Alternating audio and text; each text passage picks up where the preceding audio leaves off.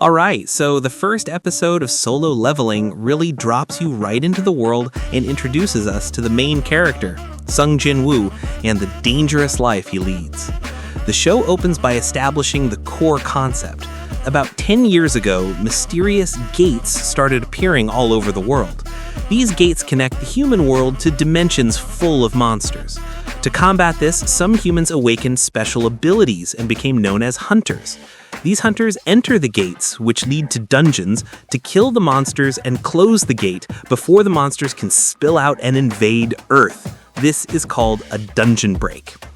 We meet Jinwoo right away. He's a hunter, but he's famously known as the world's weakest hunter, or just the weakest. He's an E rank, the lowest possible rank, and he is incredibly weak. We see him in action almost immediately as he joins a raid group heading into a low-ranking D rank gate. Despite his weakness, Jinwoo keeps risking his life as a hunter because his mother is in the hospital with a debilitating magical sleep sickness, and he needs money for her medical bills. He's always getting injured and apologizing to everyone. The D rank raid. In the D rank dungeon, he's barely holding his own. The rest of the team consists of stronger hunters like the veteran Mr. Kim and the experienced healer Juhee. Everyone is concerned about Jinwoo as he gets stabbed and injured almost instantly.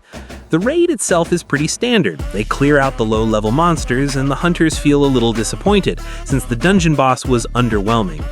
Just when they're about to leave, they find something unusual. Another hidden entrance at the end of the dungeon. This is a rare occurrence. A discussion breaks out among the hunters about whether they should enter. The rule is that once the monsters in the main dungeon are cleared, the gate should close soon. But this hidden entrance could lead to a massive treasure, or more likely, a much more dangerous challenge. The double dungeon. Ultimately, due to a mix of curiosity, greed, and a sense of duty, they decide to send a small, more experienced team, including Jinwoo because they need bodies, weak as he is, Juhee and Mr. Kim. As soon as they step through the hidden entrance, they realize they're in a completely different kind of dungeon, a terrifying, enormous stone temple with impossibly tall, silent statues. The first rule.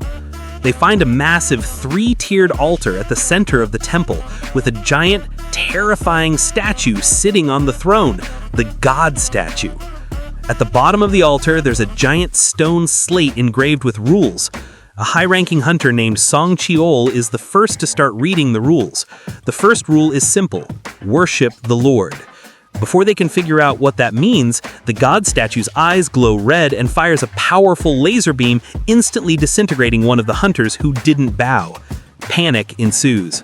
Sung Jinwoo quickly figures out that worship the Lord means bowing their heads. Everyone quickly bows, terrified.